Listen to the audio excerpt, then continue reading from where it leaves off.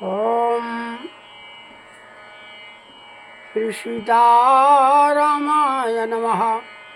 श्री कृष्णाय नमः। त्वमेव माता च पिता त्वमेव विद्या द्रविणं त्वमेव सर्वं मम देवदेव।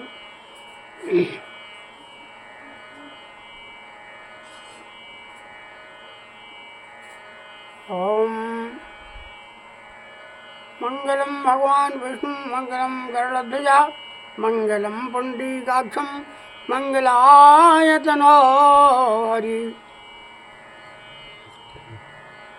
सभी भक्तगण अपने जीवन को भगवान के चरणों में समर्पित करें और श्री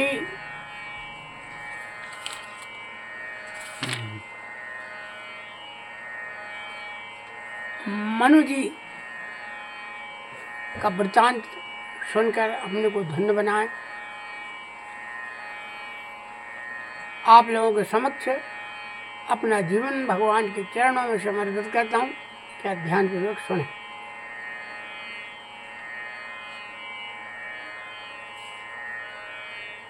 जीवन का मैंने सौंप दिया सब भार, आपके हाथों में उद्धार पतन अब मेरा है।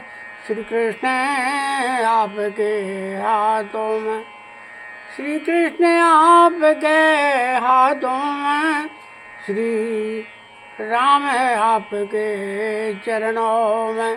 जीवन का मैंने सौंप दिया सब भार, आपके हाथों में उद्धार पतन अब मेरा है।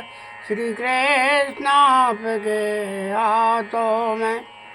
हम तुमको नहीं भजते फिर भी तुम हमें नहीं तजते। उपकार हमारे हाथों में, उपकार हमारे हाथों में। जीवन का मैंने सौंप दिया सब भार, आपके हाथों में। उपकार हमारे हाथों में, उपकार आपके हाथों में। हम में तुम में बस भेद, हम नर हैं तुम नारायण हो। हम हैं संसार के हाथों में, संसार आपके हाथों में। बोलिए श्री कृष्ण भगवान की जय। अब आप श्री मनु जी का वृत्तांत जो है ध्यान पूर्वक सुने और अपने को धन्य बनाए। सृष्टि के प्रारंभ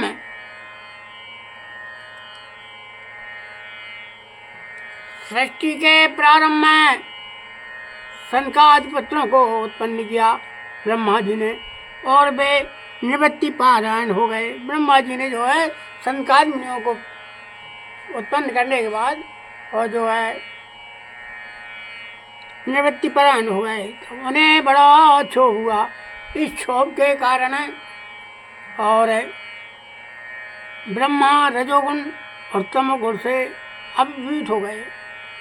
रजोगुण और तमोगुण जो है उनमें आ गए और इससे ब्रह्मा के दाहिने अंग से स्वयं भव मनु की और बाएं भाग से शत्रुपा की उत्पत्ति।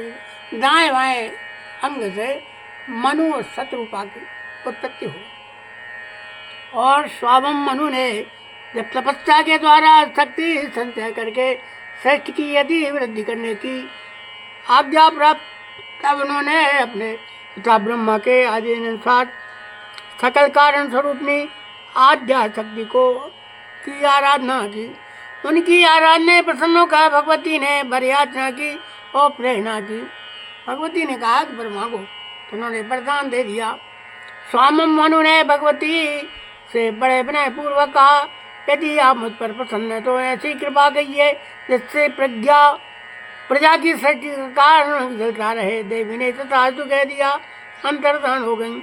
इसके बाद मनु ने ब्रह्मा से एक उपयुक्त स्थान के लिए प्रार्थना की। ब्रह्मा ने मनु को भगवान विष्णु की शरण लेने का उपदेश किया कि तुम भगवान की शरण हो जाओ। इसी समय भगवान 12 रूप धारण करके ब्रह्मा की नासिका से निकल पड़े। ब्रह्मा जी की नासिका नाक के द्वार से निकल पड़े। विचित्र कथा है भगवान की। और थोड़े ही समय में बड़ा विशाल रूप धारण करके भीषण गर्जना करने लगे। उस समय सभी देवता और ऋषि मुनि उनकी महिमा का गायन करने लगे और उनकी स्तुति से प्रसन्न होकर भगवान ने जनमग्न पृथ्वी का उद्धार उनकी उपासना की।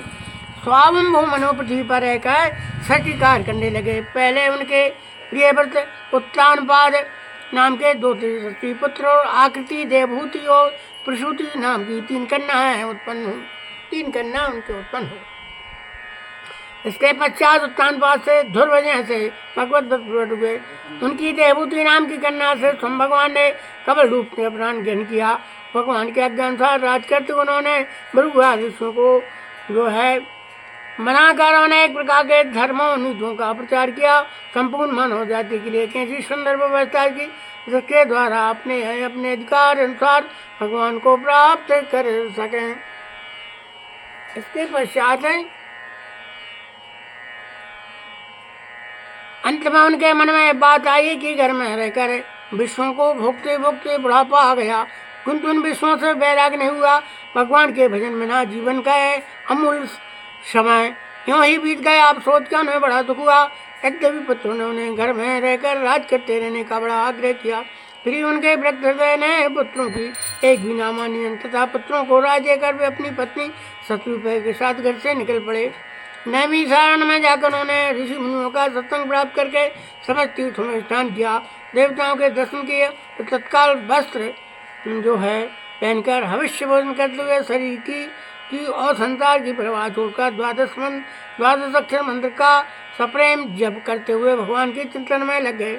उनके मन में एकमात्र ही अभिलाषा थी, इन्हीं आंखों से भगवान के दर्शन। इस तरह बड़ी कठोर तपस्या करते करते हजारों वर्ष बीत गए। इस बीच में कई बार ब्रह्मा विष्णु महेश उनके पास आए और उन्हें वर देने के बड़े बड़े प्रलोभन के, परंतु वे तनिक भी विचलित नहीं हुए और शरीर सूख कर कांटा हो गया। केवल हड्डी अवशेष रह गई, परंतु उनके मन में तनु की व्यथा नहीं अनुभव नहीं हुआ। महाराज तुम मनु और शत्रुपा तपस्या को देखकर बड़े ही गंभीर और भाव भगवत कृपा पूर्ण आकाशवाणी होगी, तुम्हारी जो चाहो वर मांग लो। मनु शत्रुपा से कह रहे हैं भगवान का आकाशवाणी हुई कि तुम अपनी इच्छा अनुसार वर मांग लीजिए। इसके पश्चात वर मांग लो। भगवान की अमृत भरी वाणी सुनकर उनका शरीर सर्वांग सुंदर हृष्ट हो गए, सारा शरीर पुलकित हो गया, हृदय प्रेम से भर गया। उन्होंने दंडवत करके भगवान से प्रार्थना की, प्रभु आप बड़े भक्त हैं, ब्रह्मा शंकर और विष्णु भी आपकी चरण धूल की वंदना करते हैं। यदि आप मुझ पर सचमुच प्रसन्न है तो आपका वह स्वरूप जो सबके हृदय में निवास करता है, काकभूषण जी जिसका ध्यान करते हैं वेदों में, जिसे सगुण होते हुए भी निर्गुण होते हुए भी सगुण कहा गया है, यही स्वरूप हम अपनी उन्हें आँखों से देखें। इनको प्रेम से भरी बात भगवान को बड़ी प्रिय लगी और भगवान उनके सामने प्रकट हो गए। बोलिए श्री सीताराम भगवान की जय। उन्होंने ऐसा वरदान मांगे, हे प्रभु हम आपके दर्शन करना चाहते, आप जैसा सुख हमको प्राप्त हो जाए। और भगवान ने वस्तु के दिया कि ठीक है, आपका वरदान हमें स्वीकार है। उनकी प्रेम से भरी बात भगवान बड़ी प्रिय लगी। भगवान के सामने प्रकट हो गए और दंपति का ध्यान टूटा। उन्होंने भगवान श्री राम को देखा, भला भगवान की रूप माधुरी का कोई क्या वर्णन कर सकता है। आदि शक्ति भगवती सीता पुरुषोत्तम भगवान राम की अनूप राशि को देखकर उनकी आंखें निमेष हो गईं और तृप्ति होती ही न थी। आनंद त्रैक से शरीर की सुध जाती रही और वे सहारे की लकड़ी की भांति उनके चरणों में गिर पड़े। भगवान ने उन्हें बलात् उठाकर उनके सिर पर अपने करकमल न फेर कर अपने हृदय से लगा लिया। जब भगवान ने उन्हें धैर्य धारण कराकर वर मांगने की प्रेरणा की तो पहले उन्हें बड़ा संकोच हुआ, परंतु भगवान ने बहुत जो है भारत देखकर और कहने की तुम्हारे लिए कुछ भी ये नहीं है, वे बोले मैं तुम्हारे ही शरीर का पुत्र चाहता हूँ। भगवान ने कहा मेरे शरीर का तो मैं ही हूँ, अतः मैं ही तुम्हारा पुत्र बनूंगा। बोलिए श्री सीताराम भगवान की जय। भगवान ने वरदान दे दिया, आशीर्वाद दे दिया कि मेरे समान में मैं ही तुम्हारा पुत्र जन्म लूँ। उसके बाद भगवान ने शत्रु का रूप अपनी कृपा दृष्टि डाली और उनसे वर मांगने की प्रेरणा की। शत्रुपा ने वह वर तो मांगा ही जो उनके पतिदेव ने मांगा था, साथ ही भक्त जीवन की प्रार्थना की।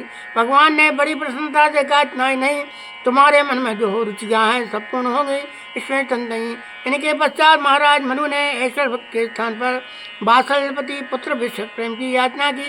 कहा कि संसार के लोग चाहे मुझे मूर्ख ही क्यों ना समझे, आप कृपा करके वर दीजिए कि आपके वियोग में मेरा जीवन रहे ही नहीं। इसके बाद स्वामी मनु दशरथ और उनकी पत्नी शत्रुपा कौशल्या हूँ, ये दशरथ जी का जो जन्म वो वही था, उनके भोग में वो उनका शरीर नष्ट हो गया और शत्रुपा कौशल्या हूँ। भगवान ने इनके पुत्र रूप से जन्म ग्रहण किया। इन्हें पुण्य श्लोक आदिराज सोम मनु एवं उनकी पत्नी शत्रुपा का बड़ा ही विस्तृत है।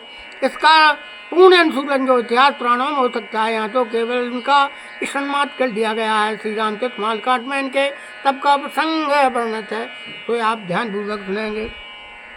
बोलिए श्री राधा राम श्री राम भगवान की जय।